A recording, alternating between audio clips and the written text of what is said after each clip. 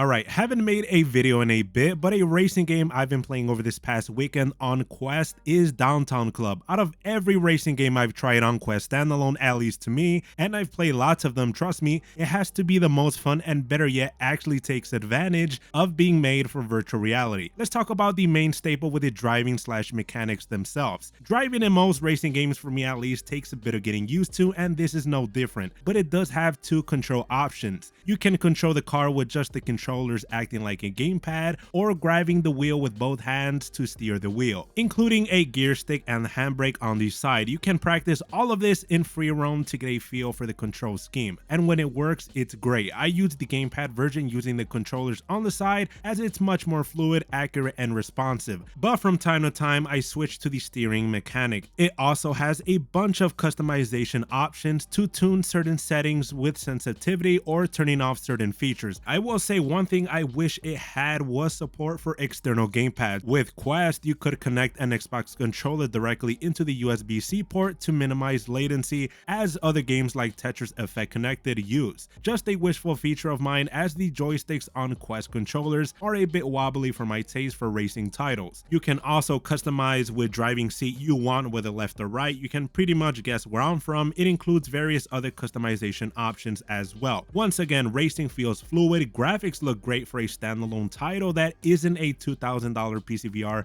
sim racing build. Physics can be a bit wonky at times. Sound design is pretty good. Soundtrack is okay for the most part. Give it a listen.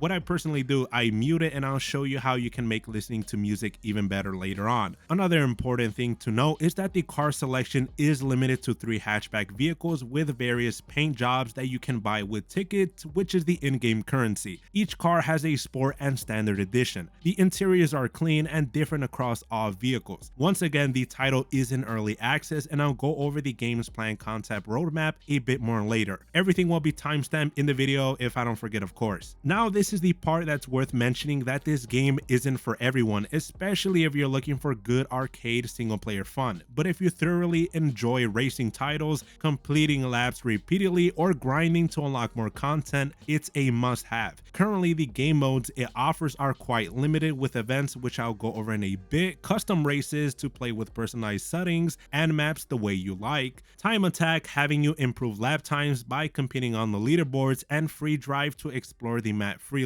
It covers the entire map of the game. The replayability mostly lies in doing various events, and the higher the difficulty, you'll earn these tickets depending on your placement, which in turn can be used in-game with the built-in shop feature, unlocking content like buying vehicles, paint jobs, or avatar customization options like gloves and the like. The shop also refreshes every couple of hours with more content. To be completely honest, I don't love the progression, but it's currently what's offered. It's a grind, but playing in higher difficulty rewards you with more tickets, but the AI is quite difficult to beat and takes a bit of finesse, as getting too close to the AI or trying to take first place they'll legitimately aggro you. There's no Will Smith rewind time like Grid Legends, and the AI on hard and above is tough to beat. Even 5 hours into Downtown Club, it's not easy unless you literally play on easy. On the game's website, Commuter Games also has a roadmap for future planned content to bring stuff like online multiplayer and other core features, more vehicles in waves, and 2 more maps, which if all goes to plan sounds amazing. I for one wonder how the online feature will work, as if you ever played Forza or Need for Speed Online, at least it's incredibly toxic. It needs a decent penalty system. This title has the potential to become a hit. Anything other than the 600th release of a Gorilla Tag clone is welcome in my eyes.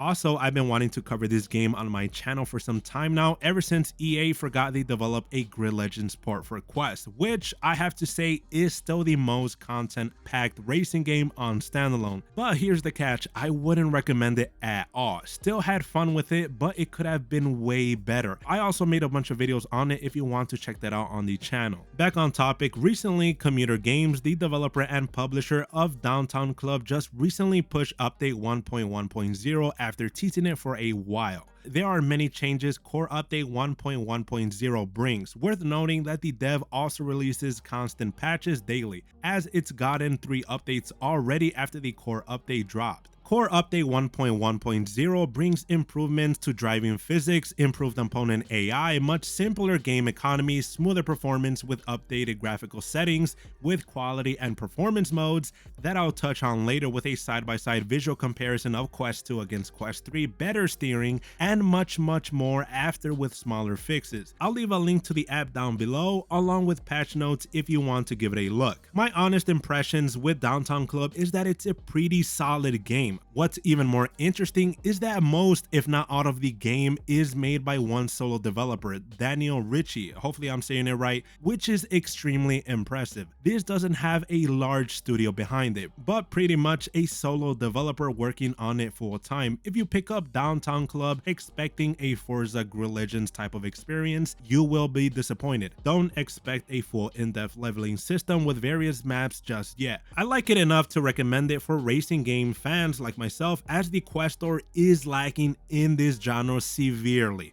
That's an understatement. The gameplay you see here is pretty much it, but since it's early access, it's limited to one map only with different layouts. Also, before I forget, a highlight is that you can sideload a music streaming service APK from a website like APK Mirror into your headset like Spotify or Apple Music. In unknown sources, you can listen to music while cruising, whether in the day, sunset, or night. You can also use YouTube, but ads, but putting your favorite playlist or album is a whole vibe. Now let's go over graphics on both Quest 2 and Quest 3. Downtown Club offers 2 options with quality and performance. Quality targets a refresh rate of 72 and performance targets 90. First, I'll begin with Quest 2, then Quest 3, then showcase both Quest 2 and Quest 3 against each other. On Quest 2 itself, Downtown Club is an impressive game visually, especially this late into the life cycle of the headset. Although the environments are mostly static, the art design, although a bit cartoony, plays into the strengths of Quest as a standalone device. Resolution is dependent on the scenario. It'll start a bit below its default scaling during events, then if there's extra headroom, it'll scale up. If you're in free roam by yourself, impressively it goes up all the way to 111 base scale resolution, and it also has dynamic resolution on, minimizing stutter, but it still occurs from time to time. The more cars on screen, it'll begin to dip all the way down to 85% of Quest 2's default eye buffer resolution that I'll include near the bottom. On Quest 3, with both the quality and performance modes, it has a bit more headroom, scaling above Quest 3's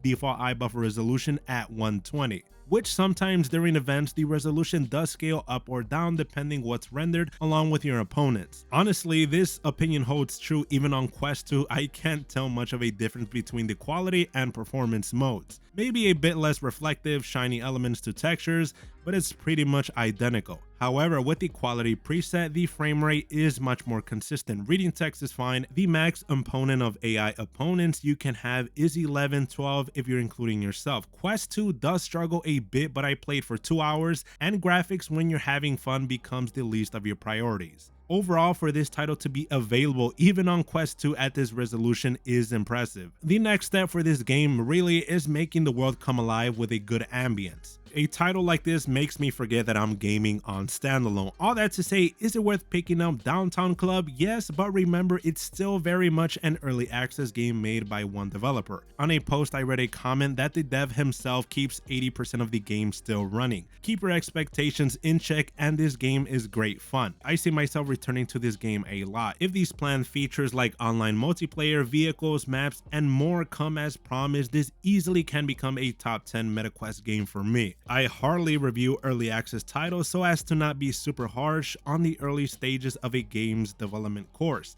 but I see lots of potential in this. Of course, PCVR sim racing still takes the cake, especially if you have a wheel and some pedals, but for standalone, it scratches the itch. A plus is that it requires no setup or troubleshooting, but with the roadmap, if you're waiting for a certain feature, I would very much still wait until the update comes out to pull the trigger getting Downtown Club. Judge only what it currently offers. Honestly impressive for a solo developer, and the potential for this to become the racing game on Quest is there for a taking. Not like there's much competition. Leave a like or dislike, subscribe for similar VR content and ramblings from me. Until the next video, see ya.